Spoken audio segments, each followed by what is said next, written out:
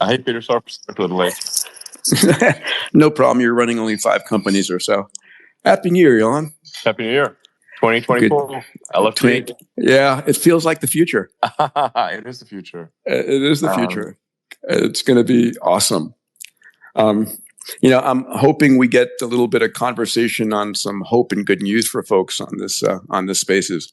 I think people can use it. Okay. I just simply went on mute when it switched from speaker to co-host. So yeah, I was saying, Peter, you are the most optimistic person that I know of by far. I guess it is refreshing to hear such optimism. I think people need a positive mindset. I think it's self-fulfilling prophecy to a large degree.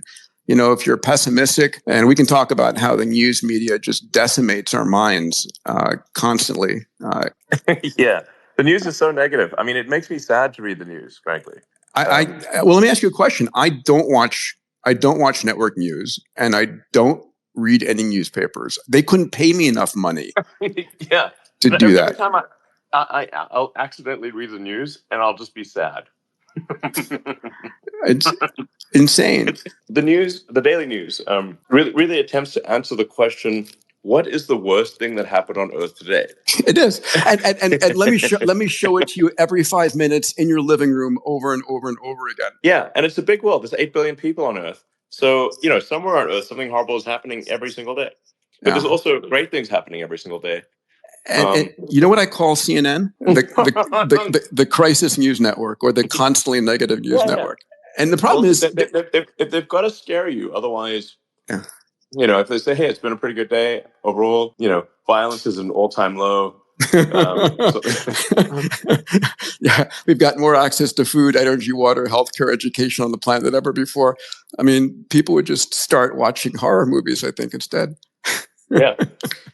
Yeah, the challenge is it's our neural nets, the wiring of our brains, evolved in a world of constant danger. And so we're sort of just wired for fear and scarcity constantly. Yeah, I think you made this point, maybe others have, which it sort of makes sense as an evolutionary asymmetry, that we would respond more to danger than to reward, in that, like, the consequences of danger could be fatal. Like, it could be like, well, if you go over there, there's a lion that's going to eat you, or some neighboring tribe that's going to kill you, and it's game over. Yeah, your genes are out of the gene pool.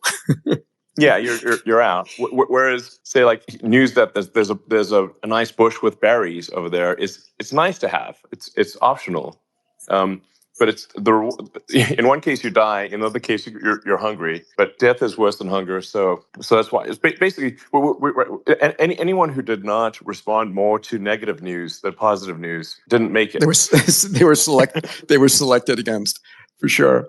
That sucked. Yes, I mean, anyone who was complacent about where the lion was got eaten by the lion. and the reality is, the news media has one job: to deliver your eyeballs to their advertisers. And when we pay 10 times more attention to negative news and positive news, that's all we get 24/7. So, I mean, listen, it's inevitable. Yeah, it is. I mean, I do get my news invariably, on my feed on X, but I also get all the great things happening in the world because I can selectively choose to watch that. But when you're watching TV or, in the newspaper, some editor, someplace, or some producer is deciding what gets fed into your mind, and it can really screw with your mindset. Yes, exactly. So, I mean, this space is called it the coming age of abundance. And, you were really, when my first book came out, Abundance, the Future is Better Than You Think, you were super supportive, and I appreciate that. It was 12 years ago, and I think the story... Whoa, 12 years amazing, ago? Yeah. And it's gotten so much better. It has, in so many ways, not every way. I mean, obviously, we go back a ways. I remember when we were at Adeo's party in Brazil. Yes. How long ago was that? I don't know. Like, it was his 40th, or was it his 30th? I don't know. No, it was his 30th. Wow. This was just when SpaceX was. Yeah, it was just when I was forming SpaceX. Yeah, it was 2003. Thereabouts. It was just before the X Prize was won, right? I was trying to convince you not to build rockets. 21 years ago, you could have a kid that could legally drink right now. Or legally have kids. Yeah. Yeah. So 21 years ago. Yeah. So and things are mostly better. I want to give everybody listening a dose of hope and optimism on the abundance side, because the world has gotten better in so many ways. All you hear about is the negative constantly. And I think that's going back to our sort of core dystopian mindsets from, evolving 100,000 years ago. But if we just look at some of the areas, right? So like global extreme poverty, right? I mean, what's a more important metric? Here are the numbers. 90% of the world was in global extreme poverty in the 1800s. In 1981, it was 42%. Today, it's under 10% of the world, right? Yeah. Hunger is actually rare, and it used to be common. Exactly. And another one is obviously one area that you're leading the charge on is energy. We used to kill whales to get whale oil to light our nights. Then we ravaged mountainsides. Then we drilled kilometers under the ground. And what's the figure? It's like 8,000 times more energy hits the surface of the sun, surface of the earth from the sun, than we consume as a species. I mean, what's the rate at which batteries and solar is increasing? It must be massive. Yes, I mean, at Tesla, we've made a couple of presentations. One sort of simplistic, and then one in extreme detail on how to make Earth completely self-sustaining from an energy standpoint. Sure. And demonstrating that there is no, if you break down all of the raw materials for a lithium-ion battery and for solar, you can easily make Earth. Not easy. I mean, there's no shortage of materials. It's easy. It's a lot of work, obviously, but there's not like some critical material that we don't have enough of in order to make Earth fully self-sustaining. Even if the only way that you powered all of industry on Earth and all power, including heating and transport electrically, you could do that with solar and lithium-ion batteries and not come anywhere close to depleting the resources of Earth. Yeah. My favorite example there was back in the 1800s, the most precious metal on the planet was aluminum. It was more precious than gold and platinum. And even though the Earth's crust is 8% bauxite, basically aluminum, it was just so energetically difficult. And it wasn't that it was scarce; it just wasn't in usable form yet. And that's what technology does. It takes something which is scarce and not usable and makes it usable, right? So exactly. Aluminum oxide is extremely common, but it is a low energy state. Yes. In fact, thermite is just iron oxide, rust, and pure aluminum. And the energy difference between iron oxide and aluminum oxide is so great that it generates incredible and enough heat to melt through steel.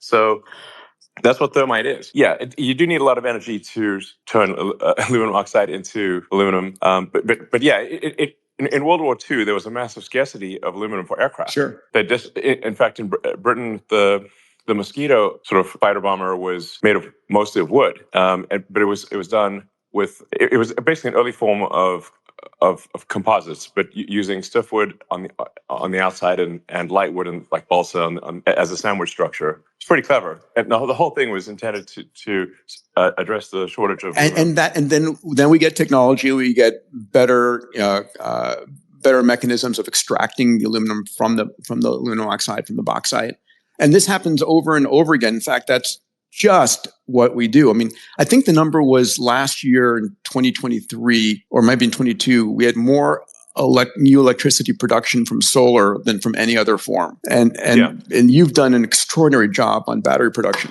Yeah, and the battery production is growing actually at several times the rate of vehicle production. Mm-hmm. In some cases, almost 10x the rate of vehicle production. There's a massive demand for batteries, and as the world uses more electricity, there's actually a lot more capability that the grid has if you can buffer the energy than without it, because the vast majority of electrical grids it's wasted. assume no buffering. Yeah. So they have to size the power plants for peak power output, which is typically a hot summer day, and then for at night you can have anywhere from optimistically half power output to sometimes 1/10 of the power output. So basically the grid almost everywhere, the grid is sized for excess electrical power output, and if you just buffer it with batteries, you can increase the output of the grid by 2 or 3 times. I mean, to make the point here on the abundance theme, there is no limitation on energy, right? We are increasing amount of energy per capita. And there's a direct correlation between the GDP of a nation and its energy production, right? And the direct correlation between health and education and energy. Everything scales as you increase the energy per capita of a nation. Let's talk about another category, communications, another area that you're revolutionizing. I think the number right now, I just was checking it earlier, it's like 6.9 billion smartphone users in 2023, 86%. And that's what I got when I Googled it. I don't know what. It's 6.9. You don't say. Yeah. 6,900 million. 6,900 million. Let's go there. That my 12-year-olds would say the same.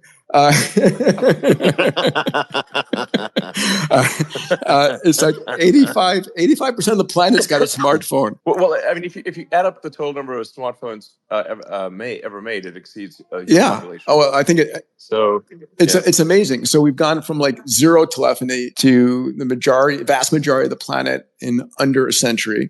Global internet as well, the same thing. And did your next iteration of Starlink spacecraft have gone up? The direct to cell phone? Yes, that just went up. We still have to prove that it works and all, but we're confident that even if these early satellites don't work, we're confident from a physics standpoint that it can work. Yeah. It is a challenge because we have to emulate a cell tower on the ground in order for the phones to accept the signal. So we have to do Doppler compensation, for example, and do some sort of because you've got a speed of light limitations. Pal, if it were easy, it would have been done already. Yeah, there's some speed of light limitations. So this like light is so fast and yet so slow. Mm-hmm. I think a good way to think about light, at least in the space context or for the low Earth orbit context, is it travels about 300 kilometers every millisecond in air or in space, and then around just over 200 kilometers per millisecond in fiber. Another abundance area is health. I hear some kids in the background there. So interestingly enough, child mortality. This is like one that hits me the most in terms of increasing abundance. Child mortality under the age of 5 was 42% a couple hundred years ago. It was a coin flip of whether your kids survived. It's decreased now to under 5%, and it's gone down by 50% in the last 30 years. Just childhood mortality and women dying in childbirth, all of these things people don't think about when they're listening to all the news and all the issues. And then life expectancy, my favorite subject, has gone up from 30 years old to 75 plus. I still disagree with you on longevity, though. That we should solve it or not? Like we should? You think we should solve it? Well, I listen. I'm not necessarily saying live forever, but I'd like to make it to 120, 150. Yeah, I sort of wonder if we should not solve it too soon.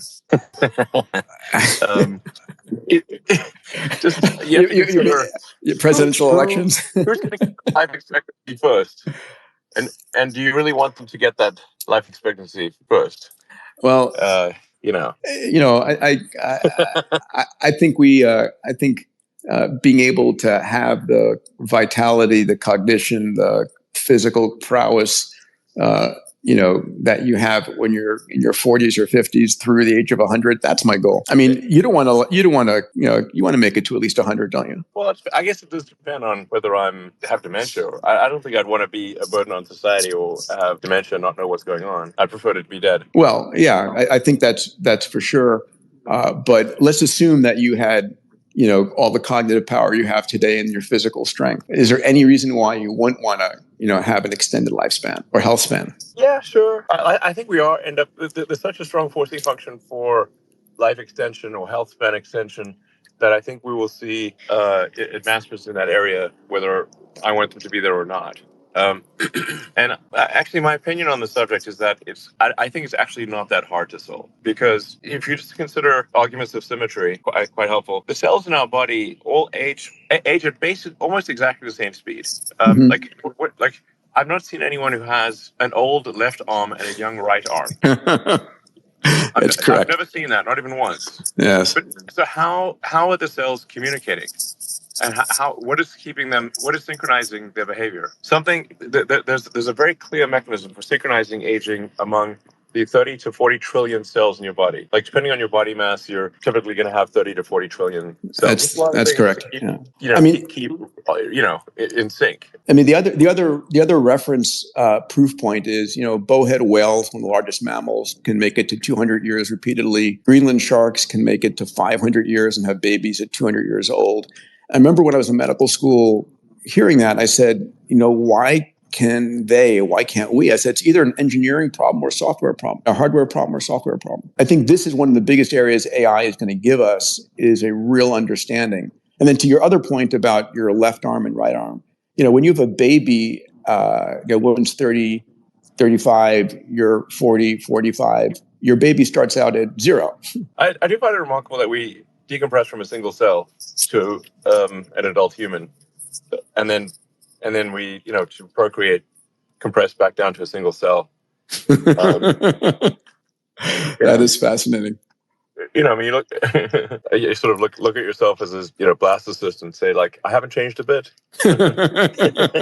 Here we go again. Let's recycle. Yeah. It's like the Big Bang. It's like the Big Crunch. One of the things people argue about on extended health span and increasing the population, getting to 100, 120, 150. And there's a concept called longevity escape velocity, right? That there's going to be a point at which for every year you're alive, science is extending your life for more than a year. And that's an interesting idea to think about, in which case, accidents become really a thing to be concerned about. They're concerned about overpopulation, and you've hit this multiple times, right? And I saw you tweeting about it, or sorry, you're Xing about it today. Sorry. But it's, overpopulation is one of the biggest myths and biggest false. Overpopulation is utter BS. Yeah. It's such nonsense. Earth is underpopulated, not overpopulated with humans. Yeah. Look out the window when you're flying across the country. It's empty. Absolutely. Yeah. Exactly. It's like, if you said, like, if your goal was to, like, flying from LA to New York to drop a bowling ball on a human, you would fail. So, one of my goals, I think the greatest gift we can give people in this abundance world is increased health span. I mean, when you think about what people want, they want happiness and they want health, right? No one wants to die in a painful cancer or dementia. Yeah. And, I have extended to you many times, my friend, come down to Fountain Health. Let me put you through our program. The world needs you around for another 30 years. What should I do? Let's say. Well, so there are two. What actions can be taken? There are two quite. This could be helpful for listeners. No, there are two on this discussion. Yeah. So there are three things you need to know. Number one, is there anything going on inside your body that you don't know about? So the body is amazingly good at hiding disease. We found in our seemingly healthy adults, 2% have a cancer they don't know about. 2.5% have an aneurysm. 14.4% either have metabolic disease, coronary disease, neurodegenerative disease, and so your body is incredibly good at hiding disease, right? So you don't actually feel any cancer until stage 3 or stage 4. 70% of all heart attacks have no precedence. Your body is compensating constantly. And, for most of us, we know more about what's going inside our cars or our airplanes than we do our bodies. Yeah, I had a question for you. How many sensors are going up on Starship when you're launching? How many sensors are on board that vehicle, rough order of magnitude, getting back data? Well, I guess when you count everything up, there's several thousand sensors. And if I were... there are 32 engines, so they account for the bulk of the sensors. Sure. But you also have stress sensors and looking what's going on in the structures and avionics and communications across all the subsystems. If I ask you how... 39 engines, including the upper stage. There's several thousand sensors. And way more sensors than our body. Yeah, I was going to say, if I ask you how many sensors do you have in your body? And so we don't look, which is insane, because we do have the technology now to look, to determine, is there anything going on I need to know about? And when's a good time to find out about, like now? Or what's likely to break? What's likely to undergo failure cycles? And then what's the most extraordinary therapeutics available to extend the human lifespan? So, for me, that's a big one. Let me ask you another abundance theme, which is education. Do you think any of our schools today, middle schools or high schools, are preparing any of our kids for the future? None that I know of. Yeah. Well, there probably are a few schools that are doing it, but probably 99% of schools are not. Schools are very slow to change. There does seem to be a move away from teaching the fundamentals, of writing well and math and history. I am concerned about the whole woke agenda and ideology permeating through education. Agreed. And actually being destructive to education. Agreed. I mean, how do you think? Do you have any thoughts? I mean, so at the end of the day, I think our best healthcare and our best teachers are going to be AIs, right? That understand everything, and they demonetize and they democratize every aspect. I mean, the AI knows your kid's favorite color, sports star, movie star, what they know, the languages they know, what they did today. I mean, it's a way of giving every child on the planet the best education. I mean, you funded back years ago, if you remember the Global Learning X Prize that we did. We did that we demoed in Tanzania with AIs on tablets. It was the earliest days of AI.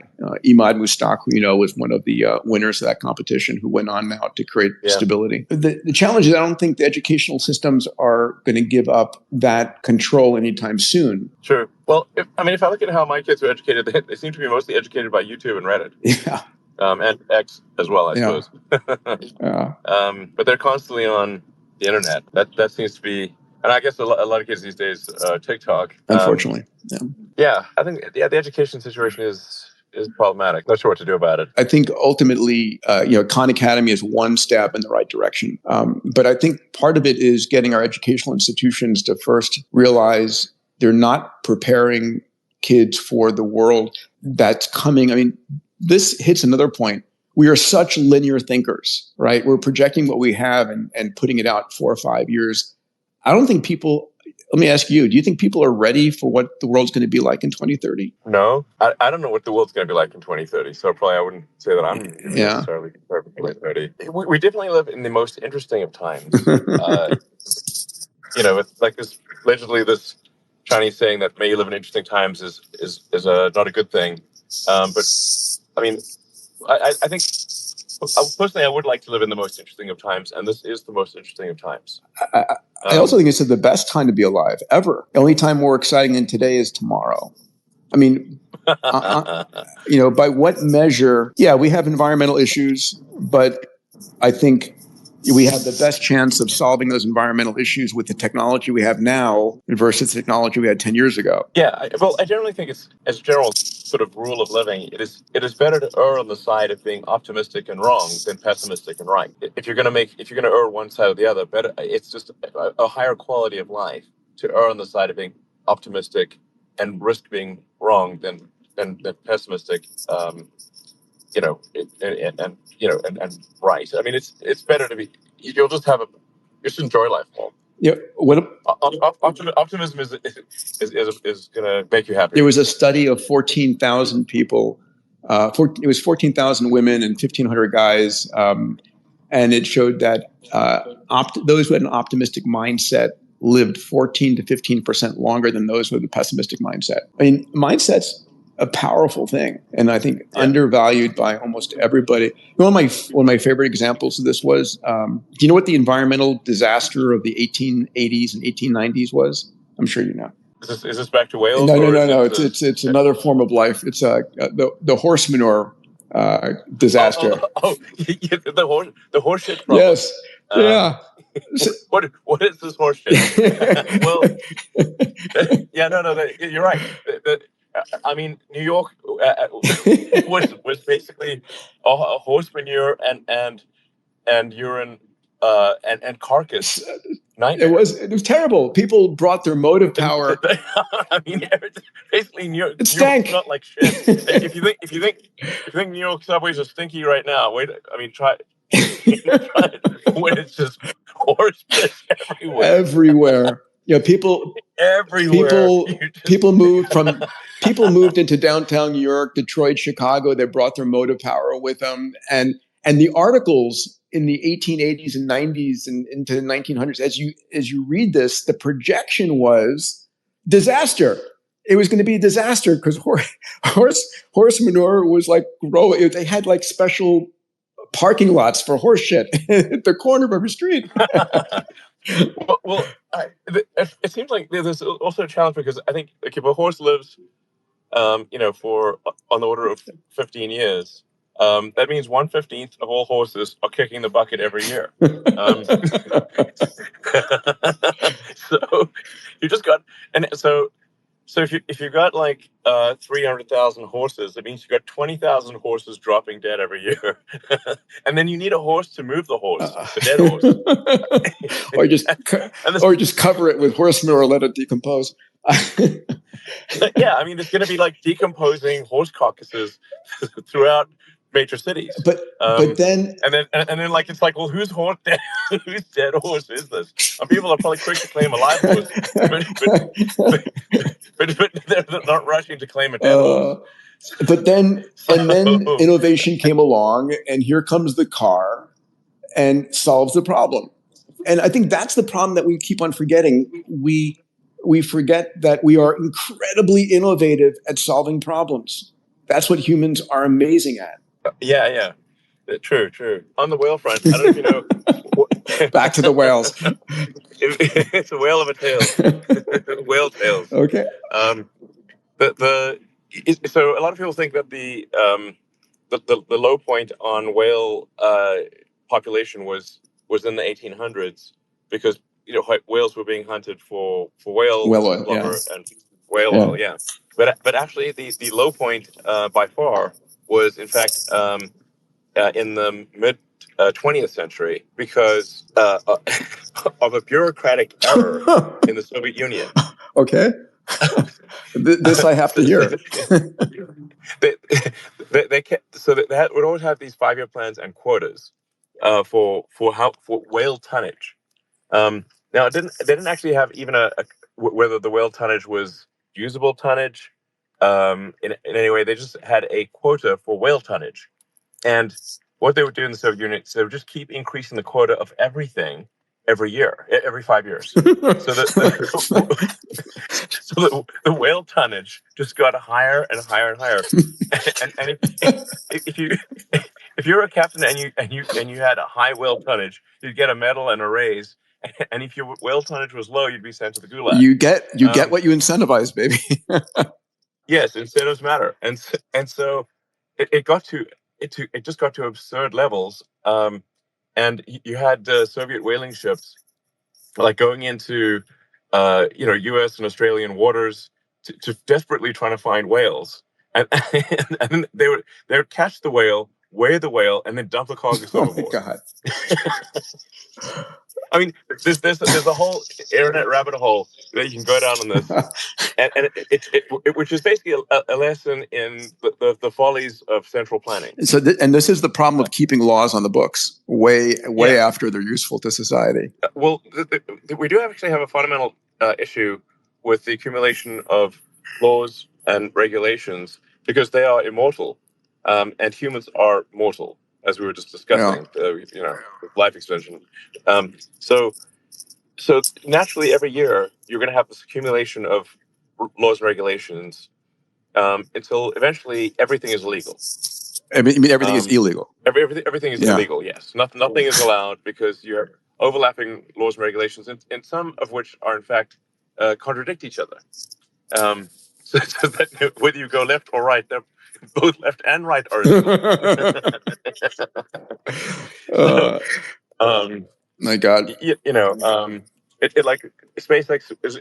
I mean, shame on the DOJ in this respect, in this particular case, where the DOJ, as you may know, is suing SpaceX for hiring only permanent residents and citizens of the U.S. The reason that we did this was because we were told very clearly that if we did not hire permanent residents of the United States, that would constitute a violation of international trade, traffic and arms regulations, ITAR, and the entire executive team of SpaceX and the board would go to prison. Sounds like a good motivation. Yes, and so we were literally told this by the government in very clear terms. And you're well aware of ITAR. I am well aware of it. Yes. Yes, it's a nightmare, and we would like to hire which by the way, puts us in a non-competitive world against other nations. Yes, it's pretty bad. Yeah. So then the DOJ, is suing SpaceX for not hiring asylum seekers. Now, important point here: not asylum for those who have been granted asylum, those who are seeking asylum. There's a lot of those. There's a lot of people seeking asylum. Yes. So we're damned if we do, and damned if we don't. so if we hire someone who's not a permanent resident, we're breaking the law, and if we don't hire someone who's not a permanent resident, we're breaking the law. So this is an example of the madness that we're facing. Buddy, I want to compliment you on something and I've known you for long enough to have seen you gone through this, where you have bet everything over and over again. You've bet your entire fortune, gone into debt to do the things that you believe in.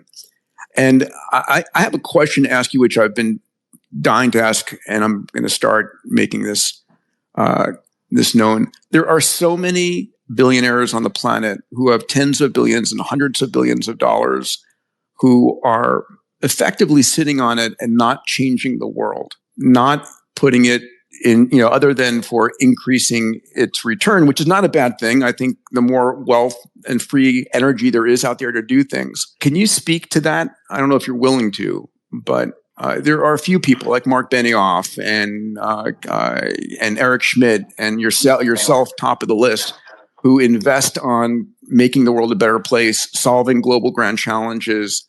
Sorry, I just have some kids and stuff around. No problem. Family noises in the background. Yeah, I do think that smart people with resources should care about the good of civilization, the future of civilization, even if there is not, even if they're not particularly altruistic, because you cannot exist in absent civilization. If civilization collapses, it's all over. There's like people who've got like these sort of bunkers in like other countries or Hawaii or whatever.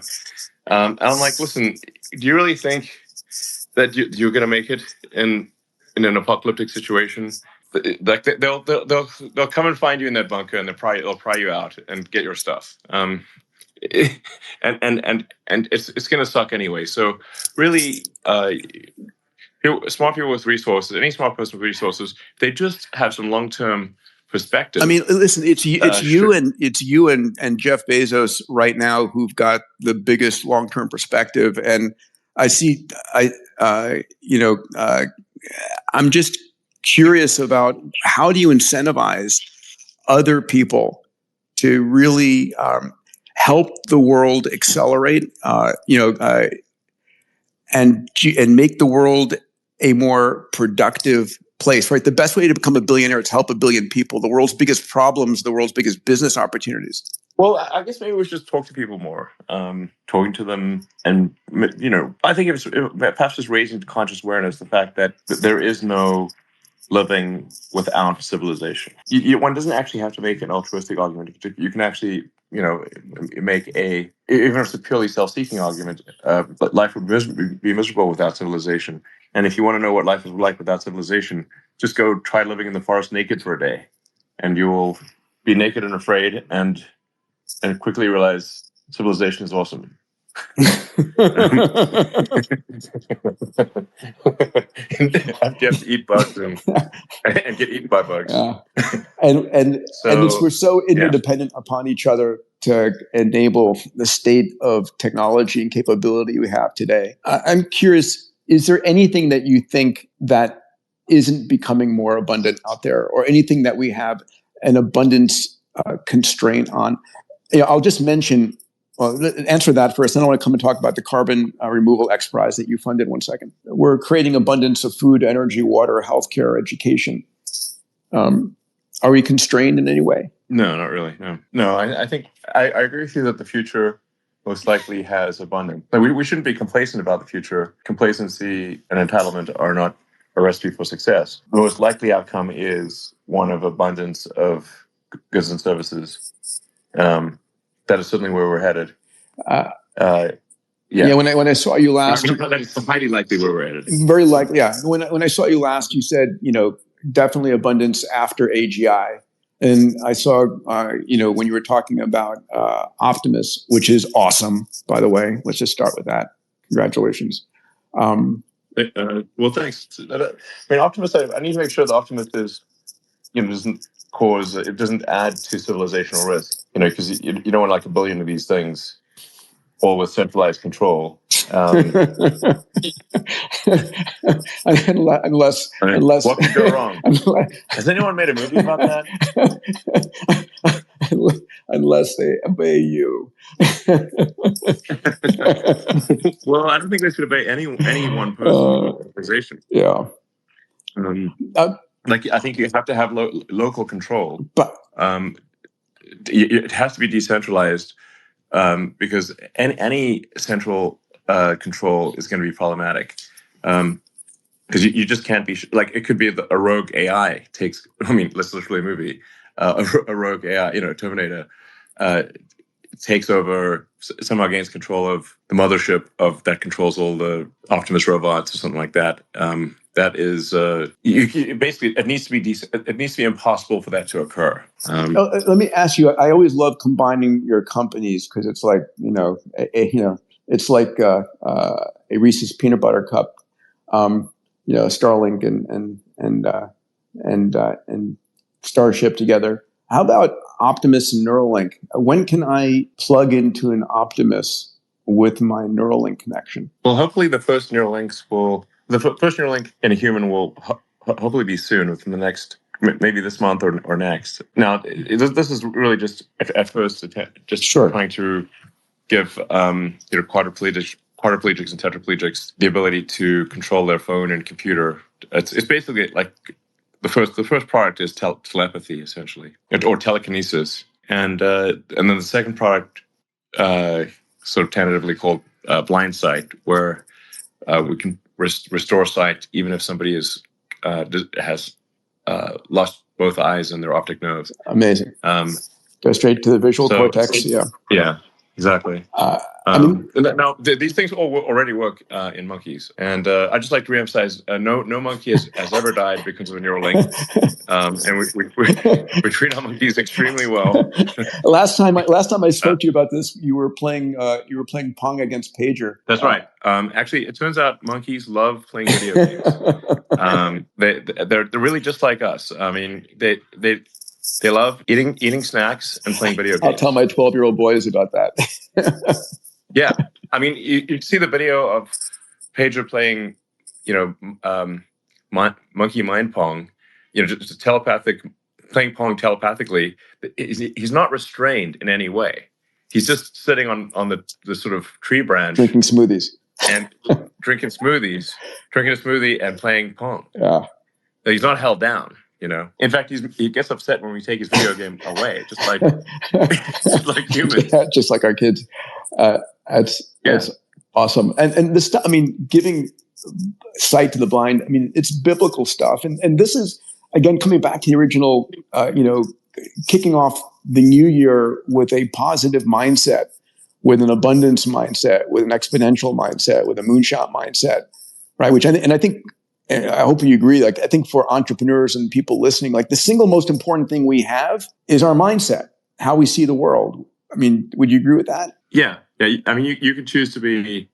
I mean, happiness is a decision. I mean, largely. There are obviously people that have chemical imbalances, but for most people, the difference between being happy and unhappy is deciding to be happy. Amazing. And I want to take a second for everybody listening to point something out. Elon, it was 2021. I was texting with you, and I said you should fund another X Prize. You funded an X Prize years ago on teaching kids in the middle of Tanzania reading, writing, and arithmetic without any adults, no schools around, just on a tablet they were handed, and the software had to teach them, and it was an amazing success. And then in 21, I asked you if you'd do an X Prize on carbon removal, and you said yes almost instantly, and we launched it 3 months later. It was like the fastest yes to an X Prize launch ever. So thank you for that. I want to give you a quick update on it if I could. You're welcome. Absolutely. Well, I hope the education X Prize and the carbon removal X Prize are result in good outcomes. I'm sure we had 6,000 teams enter the carbon removal prize. We have 1,300 active teams in the competition right now as we down select. About 36%, 460 are focused on carbon air capture. 430 are land-related capture. 240 are ocean-related capture. We've given away 20 million of your money already, 5 million to students, and 15 million to the top 15 teams. And the finals are coming up in 2 years in Earth Day of 2025. Interestingly enough, the winning team needs to demonstrate megaton level capture that can scale to gigaton level capture. And so just the final competition is going to capture 4 megatons of carbon, which is twice what's being done on an annual basis today. So good progress so far. Great. That's good to hear. Well, as we begin to wrap up, what other thoughts for people on abundance? What other mindset thoughts do you have for folks here? I do think that the birth rate is too low for humans, as I'm always going on about that. Just longevity, baby. I'm solving it with longevity. I'm going to keep people alive longer. Okay, well, and robots and AI. Sure. I mean, it just the current situation is grim. Dramatic. It's grim. Yeah. I mean, a lot of countries are, if you look at say Korea and Italy, they're losing roughly half their population per generation. Yeah. That means 3 generations, they're 1/10 of their current size, and with the 1/10 that remains being very old. Yeah, the numbers for folks, the replacement number is 2.1 children per family on average, and Europe is at 1.5. Asia dropped from 5.7 in the 1950s to 1.9 today, which is crazy. North America dropped from about 3 to 1.6. We're below the replacement level in the United States, and it is an issue. I mean, we need smart people on the planet. Yeah. Well, I mean, if we don't make new humans, we won't have humanity. And even with longevity, we'll live longer, but we're not going to live forever. So I think we just need, it's I'm concerned that a lot of people think that the planet is overpopulated, and that's one of the things contributing to a low birth rate. In fact, some people I've encountered think they're basically being martyrs for not having kids, and it's just not true. I think we should take the position that we actually have a civic responsibility to have kids, to at least keep the human population constant. Ideally, we should grow it, but we should at least not have population collapse, which is what we currently have. I think people fear the future, and I mean the conversations I've heard is I don't want to bring children into this world; it's too dangerous. AI is going to destroy humanity.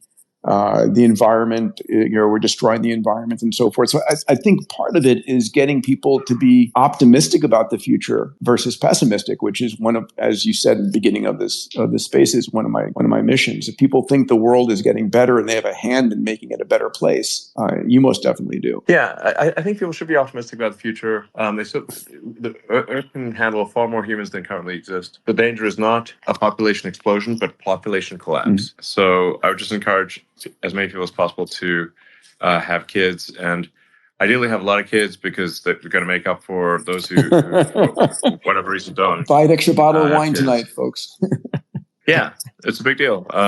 Would you let's close out on the conversation of AI and AGI, which I know a lot of people are always interested in, and there's a real fear about AI. What would you say to dissuade people? I mean, I've heard you say 80% probability we make it through, and we need to protect the downside. Can you speak to that? How can people walk away more optimistic than pessimistic on this front? And how do you think about, is it containment? Is it shaping how we train our AI systems? How do you think we navigate digital superintelligence? Well, the rate at which AI is growing it really boggles the mind. Yeah. It currently seems as though the amount of compute dedicated to artificial intelligence is increasing by a factor of 10 roughly every 6 months. It's faster than annual, that's for sure. Mm-hmm. So I recently heard today about a gigawatt class AI compute cluster. Wow.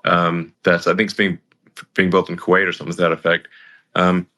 and it's like 700,000 V100s, which is a couple generations above, 2 generations beyond the H100 that's currently in production. Yep. So this is a staggering amount of compute, and there are many such things. That's just the biggest one I've heard of so far. But there's a 500 megawatt installation happening. There's multiple 100 megawatt installations in the works. It's not even clear to me what you do with that much compute, because when you actually add up all human data ever created, you really just run out of things to train on quite quickly. Like if you've got maybe 20 or 30,000 H100s, you can train on synthetic data almost everything. Yeah. You basically have to have synthetic data, because for certainly well under 100,000 H100s, you can train on all human data ever created, including video. And it's not just the compute, which is the major scarce resource, but it's also the number of entrepreneurs focusing in this area, the amount of capital that's going into this area, the amount of data available. I mean, it's all increasing, and it's all feeding on itself. And it's just hitting your point about the speed at which it's progressing is I think the word awesome is comes to mind, or staggering. Yeah, it's really staggering, and for sure. So I'm just trying to give a sense of scale. I've never seen anything move this fast. Any technology, this is the fastest moving thing. In terms of aiming for AI safety, my best guess of my sort of primitive biological neural net is that we should aim for maximum truth seeking and curiosity. That's my gut feel for how to make AI as safe as possible. The danger with programming morality and with an explicit morality program is what is sometimes referred to as the Waluigi problem. If you create Luigi, you automatically create Waluigi by inverting Luigi. Sure. So I think we have to be careful about programming in an arbitrary morality. But if we focus on maximizing truth with acknowledged error, that's probably, I think that's the way to maximize safety and also to have the AI be curious. Because I think that Earth is much more interesting to an advanced AI with humans on it than without humans. I agree with you. Now, a interesting question of: do you think with vast intelligence comes significant empathy and respect for life? Yeah, I think so. Because that's the hope at the end of the rainbow here. That I don't want to use the word AGI. I'll use a digital superintelligence as a term. With a digital superintelligence that is able to be more benevolent and support us, because sometimes I'm not sure us squishy meat sacks can make it through our own horseshit problems that we put together. So maybe there's a value there. I think on the whole, AI is the single most important technology we ever invented, and it is going to uplift all of humanity. I think it's what you said. After post AGI comes abundance. I think it's the interim issues in the next 1 to 4 years, right? It's not artificial intelligence, it's human stupidity. Well, I mean, one way that AI could go wrong is if the extinctionist philosophy is programmed into the AI, whether implicitly or explicitly. I mean, probably not explicitly, but there's a strong danger of an implicit extinctionist philosophy being programmed into AI. And what would that look like? What would that look like? Well, there's this guy on the front page of the New York Times, I think about a year ago. He's head of the Extinctionist Society, and he was literally quoted as, "There are 8 billion people on Earth. It would be better if there were none." Oh my God! And yeah.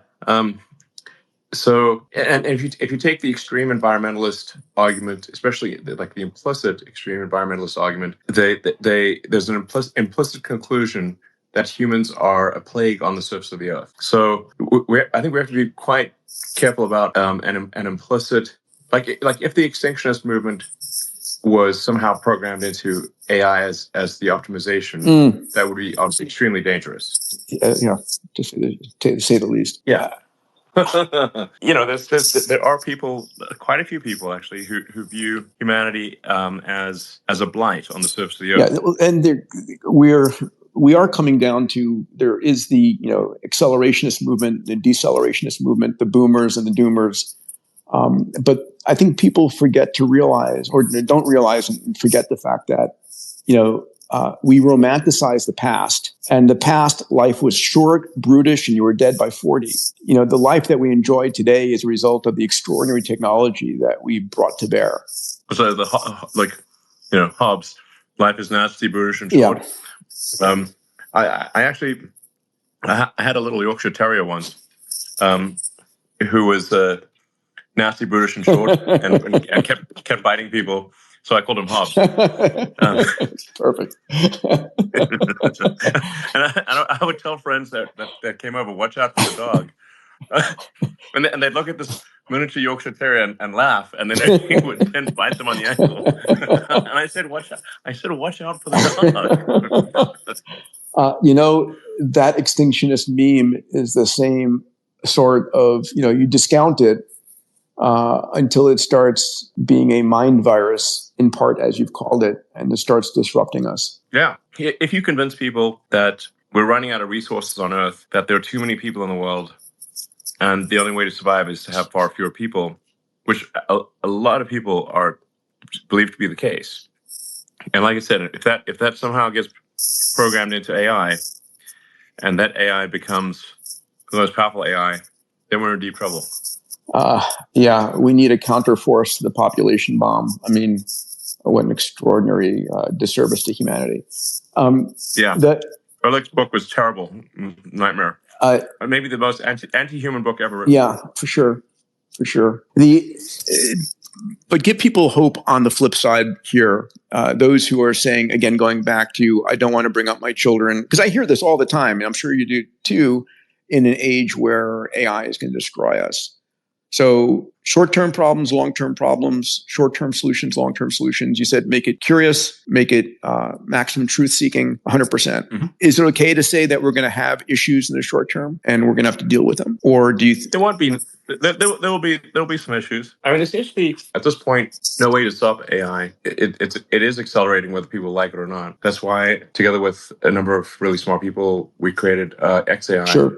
Hopefully, some really smart humans will continue to join XAI and build what is intended to be a maximally truth-seeking and maximally curious AI. Anyway, I think that's really important. So, Elon, listen, on behalf of those of us, and I think everybody here listening who are pro-humanity and pro-uplifting humanity and making us a multiplanetary species and living a longer, healthier life. And the one place I disagreed with you on X is on having people live longer. People don't need to die for there to be new ideas. The CEO of Ford and GM didn't have to die for Tesla to come into existence. So I want to just say thank you for all that you're doing and setting a model for other industrialists and entrepreneurs out there to take on and solve big, huge problems. Well, thank you. I would encourage people to be optimistic about the future. Err on the side of optimism. You will be happier for it, and as you pointed out, probably live longer. So, and I'm not totally against life extension. I think we want to be. I don't think we want to necessarily have people live forever. Or live for a very long, like thousands of years. I think that would potentially lead to ossification of society. It would, I think, lead to ossification of society. But I mean, solving dementia and curing cancer, I think, are good things, obviously. So I'm not sure we're actually that far apart on the life extension thing. I think we're probably mostly in agreement. We just don't want to have can you live for do you want Kim Jong-un living for 1,000 years? No, but I'd like Elon Musk and Peter Diamandis living for 150 years and a few other 1,000 amazing entrepreneurs out there. Sure. So it's there is a challenge that a lot of people, they really never change their mind. They just die. And this is actually, I'm not sure who originally said this, but even in physics, which is extremely rigorous, that physics in a lot of cases has advanced one death at a time. Yeah, my friend Brian Keating, who's a astrophysicist, reminded me of that, and maybe it was true. But in this world of entrepreneurship, I think we do live in a meritocracy to a large degree. And the best ideas can bubble up to the top faster than ever before.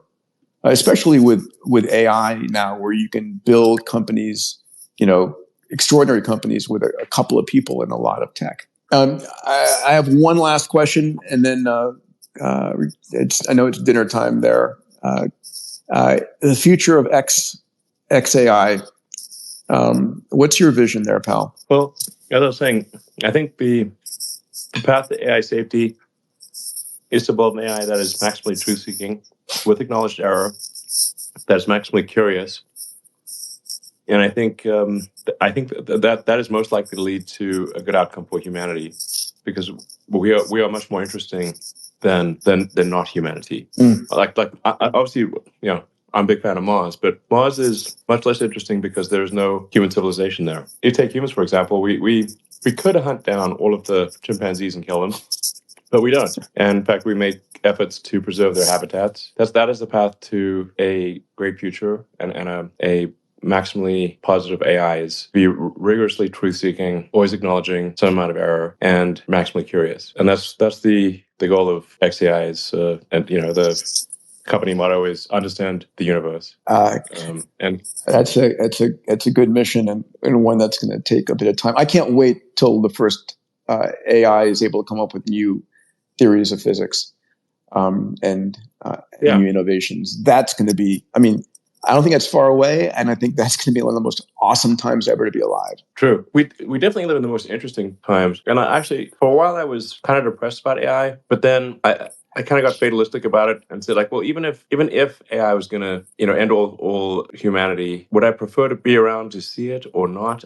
I guess I would prefer to be around to see it, just out of curiosity. But obviously, hopefully, AI is extremely beneficial to humanity. But the thing that sort of reconciled me to be less anxious about it was to say, well, I guess even if it was apocalyptic, I'd still be curious to see it's like, I'll be curious to see it.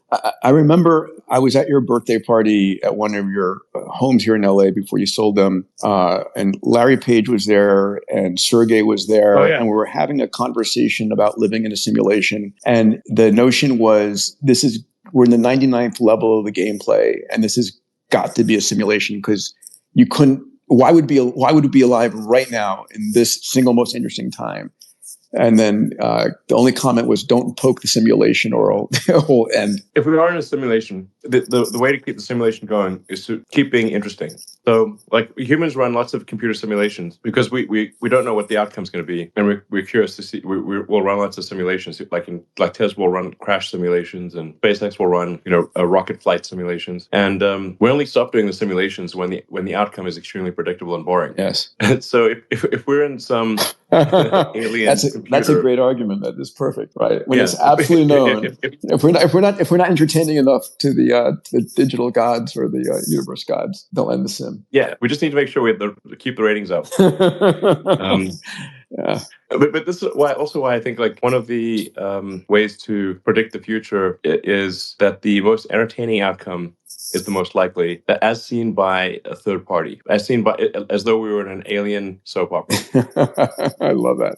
Yeah, so it's not necessarily good for those in the soap opera. Like, you could be watching a World War I movie and seeing people get blown up, and you're just eating popcorn and drinking a soda. But we're in the movie. Yeah. Well, let's not get dystopian here, because I think we can have a really positive outcome of a lot of other cool stuff. For sure. I think the most likely outcome is positive. And I think and I think that's partly a self-fulfilling prophecy. If you don't believe so, if you believe it's going to be a dystopian outcome, then you're going to be back on your heels, protecting yourself, not investing in the future, and it unravels. And this, and so, I think the message of this entire space is this is the most extraordinary time to be alive, the most exciting time to be alive, a time where, a lot of individuals listening on the spaces has more power than kings or queens or heads of nations had just a few decades ago. And it doesn't take a government or a large corporation to solve a problem anymore. An entrepreneur with a few H100s can do a good job. Yeah, I think we should err on the side of optimism. We should err on the side of optimism, and we should have kids. To err is human, and HEIR. and to reproduce as human. All right, buddy. Listen, thank you so much for your time. Thanks for sharing. You're welcome. All right. Thanks, Peter. Bye. Take care, buddy. Bye.